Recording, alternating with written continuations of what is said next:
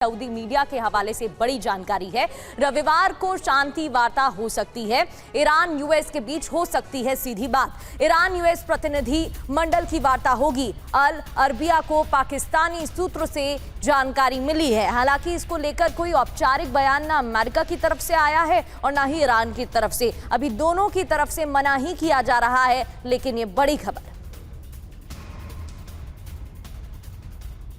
और ईरान वार्ता पर व्हाइट हाउस का बयान आया। विटकॉफ कुश्नर जाएंगे पाकिस्तान, लेविट ने कहा है।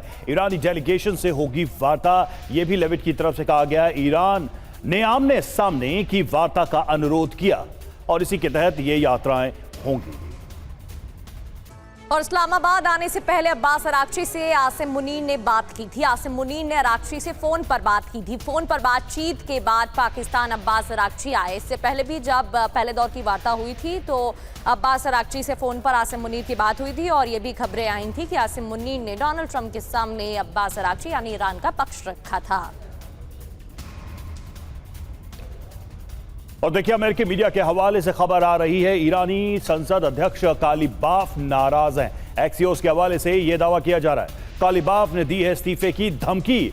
नेतृत्व में आंतरिक कलह से नाराजगी है।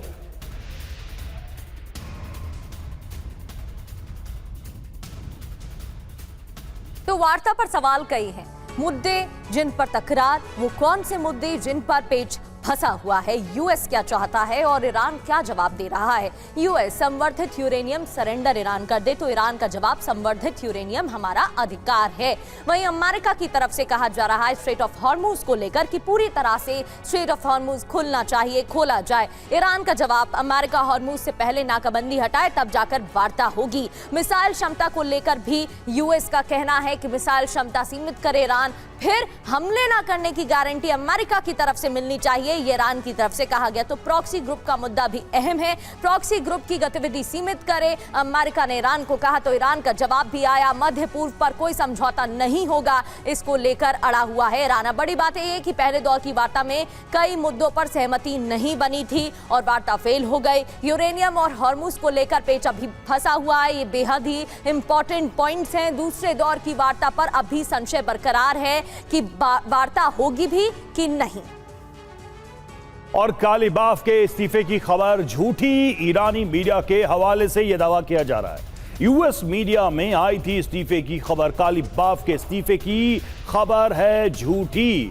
तो ये अब काउंटर दावा है ये, और सीधे तौर पर कालिबाफ को लेकर जो खबर आई उसका खंडन ईरान की तरफ से। और एसबीपी सिंह सर, जिस तरीके से यहां पर पाकिस्तान की तरफ से बयान सामने आए हैं, ईरान की तरफ से कहा गया है कि हमारी बात पाकिस्तानी अफसरों से होगी, डायरेक्ट टेबल पर अमेरिका से नहीं होगी। उसको देखकर तो लग रहा है कि ईरान बातचीत के लिए तैयार नहीं है। वहीं दूसरी ओर अमेरिका भी अपने मुद्दों पर अड़ा हुआ है। तो मुद्दे तो वही हैं, तो क्या इस बार कोई बात बन पाएगी या फिर आमने सामने बात भी नहीं होने वाली है? देखिए प्रगति, इस समय दोनों देश ईरान और अमेरिका टाइम निकाल रहे हैं अपना बिल्डअप, अपनी लॉजिस्टिक्स बिल्डअप, अपनी हथियारों की बिल्डअप, लड़ाई की तैयारी अगले फेज के लिए उसमें लगे हुए हैं। ऊपर से सामने जो हमारे आ रहा है कि बातचीत का एक सिर्फ ट्रेलर सा है। और इसमें क्या है, देखें ईरान ने अपने मुद्दे बिल्कुल स्पष्ट किए हुए हैं कि हमारी शर्तें ये हैं, और इस समय उसकी शर्तें हैं कि अमेरिका अपना ब्लॉकेड जो उन्होंने घेराबंदी की हुई है गल्फ ऑफ ओमान से लेके शाहबार बंदर अब्बास पोर्ट तक, वो उसको उठाएं। अगर नहीं होता तो ईरान बातचीत में नहीं मिलेगा। वैसे अमेरिका ने भी हॉर्मुज स्ट्रेट के ऊपर ही एक सेंटर ऑफ ग्रेविटी रखी है कि ईरान हॉर्मुज स्ट्रेट को खोले।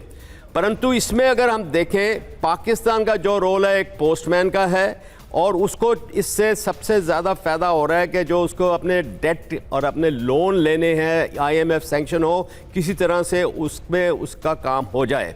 अगला पॉइंट है, अमेरिका की इस समय सामने आ गई है पूरी कि उसकी जो वॉर टाइम लीडरशिप है, लड़ाई के दौरान पे जो उनकी लीडरशिप मिल रही है, उनके जो सुप्रीम कमांडर इन चीफ हैं ट्रंप, और जो उनके मिलिट्री स्ट्रेटजिस्ट हैं, chairman joint chiefs of staff, उनकी मिलिट्री स्ट्रेटजी में बहुत कमियां रही हैं कैंपेन के शुरू से 28 फरवरी से।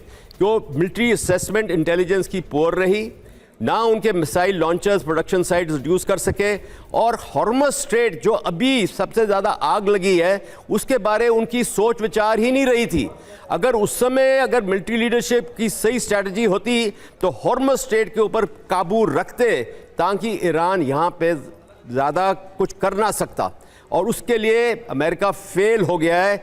इसीलिए अभी लड़ाई की हालात चल रही है और बातचीत नहीं होगी। आप कह रहे हैं सर कि एक पॉज लिया जा रहा है, एक पॉज लिया जा रहा है अमेरिका की तरफ से, आगे वो हर स्थिति के लिए अपनी तैयारी कर रहे हैं। सवाल यह है कि क्या वाकई में अमेरिका भी वॉर में जाना चाहेगा?